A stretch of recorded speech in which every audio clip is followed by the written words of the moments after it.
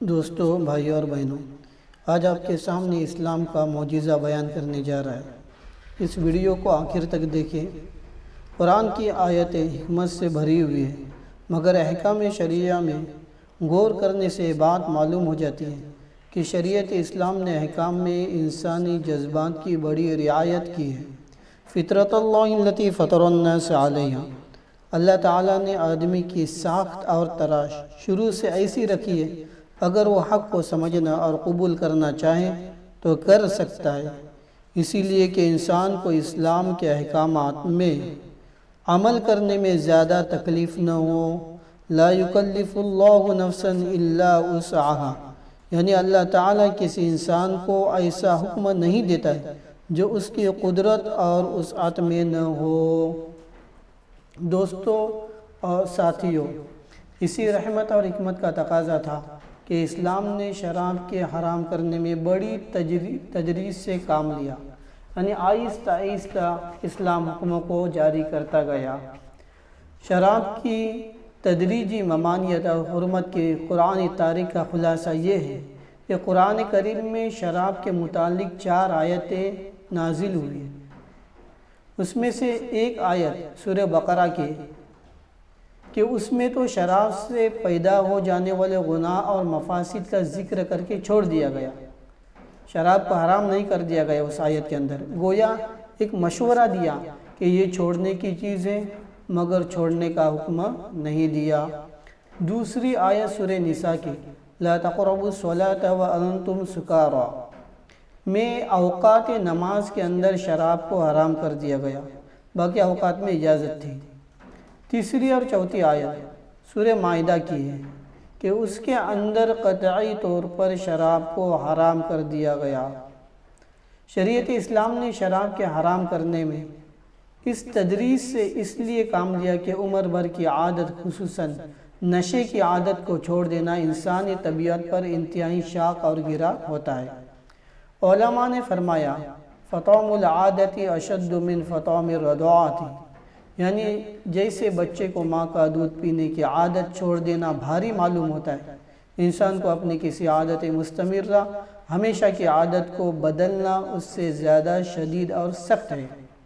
اسی لیے اسلام نے حکیمانہ اصول کے مطابق اول اس کی برائی ذہن نشین کرائی، پھر نمازوں کے اوقات میں ممنوع کیا، پھر ایک خاص مدت کے بعد قطعی طور پر حرام کر دیا گیا۔ ہاں، جس طرح ابتداءً تحریم شراب میں آہستگی اور تدریج سے کام لینا حکمت کا تقاضا تھا، اسی طرح حرام کر دینے کے بعد اس کی ممانعت کے قانون کو پوری شدت کے ساتھ نافذ کرنا بھی حکمت ہی کا تقاضا تھا۔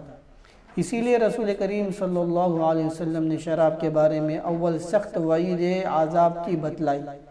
ارشاد فرمایا کہ یہ ام الخبائث اور ام الفواحش ہے، اس کو پی کر آدمی برے برے گناہ کا مرتکب ہو سکتا ہے۔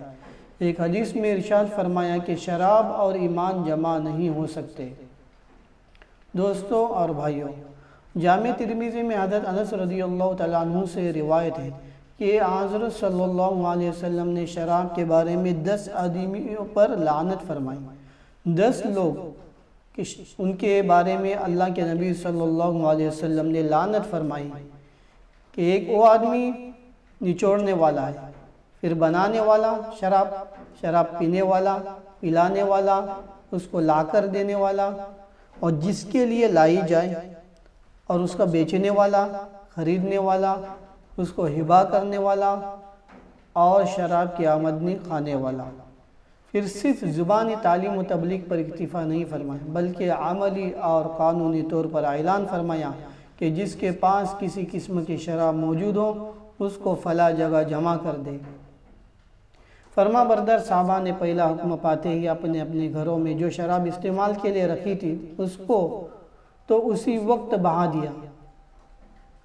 حضرت عبداللہ بن عمر رضی اللہ تعالیٰ عنہ کو بیان ہے کہ جب حضرت صلی اللہ علیہ وسلم کے منادی نے مدینہ کی گلیوں میں یہ آواز دی کہ شراب حرام کر دی گئی، تو اس وقت جس کے ہاتھ میں جو برتن شراب کا تھا اس کو وہیں پھینک دیا۔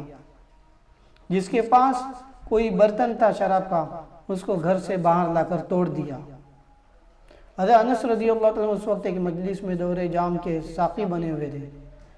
ابو طلحہ، ابو عبیدہ بن جراح، ابی بن کعب، سہیل رضوان اللہ اجمعین، تمام صحابہ وہاں موجود تھے۔ منادی کی آواز کان میں پڑتے ہی سب نے کہا کہ اب یہ شراب سب گرا دو، اس کے جام اور برتن توڑ دو۔ بعض روایت میں کہ اعلان حرمت یعنی شراب حرام ہے، اس کے اعلان کے وقت جس کے ہاتھ میں جو شراب کا برتن تھا اس کو توڑ دیا، اس کو پھینک دیا۔ مدینہ میں اس روز شراب کی اس طرح کثرت سے شراب بہہ رہی تھی جیسے بارش کا رو کا پانی۔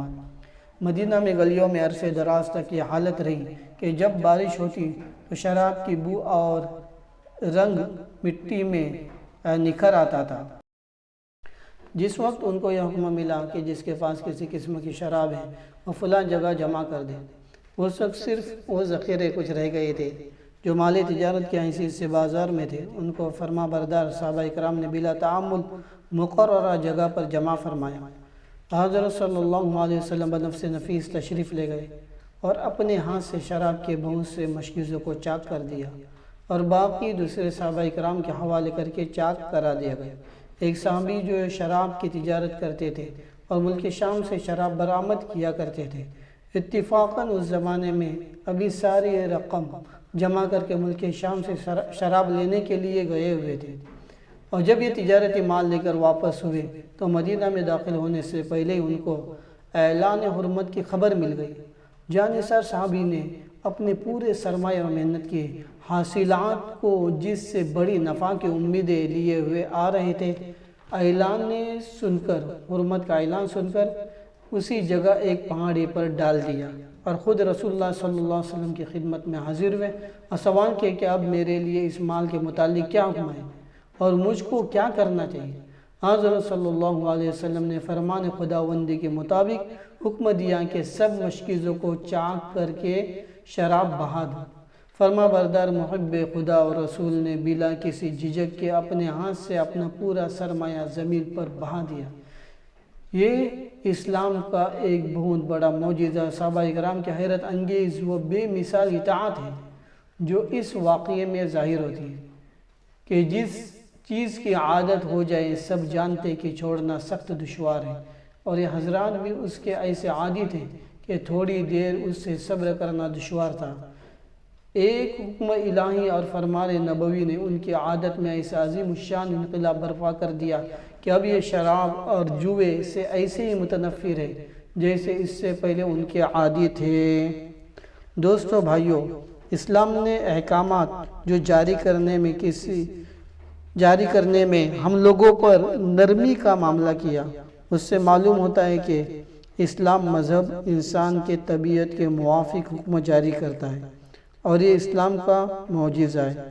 ہماری سمجھ میں یہ بات آ گئی کہ شروع اسلام میں مسلمانوں نے شراب کے حرام کرنے کے حکم پر کیسا عمل کیا، جس کو اسلام کا معجزہ کہو یا پیغمبر صلی اللہ علیہ وسلم کا اپنے صحابہ کی زبردست تربیت کا اثر نظر آ رہا ہے۔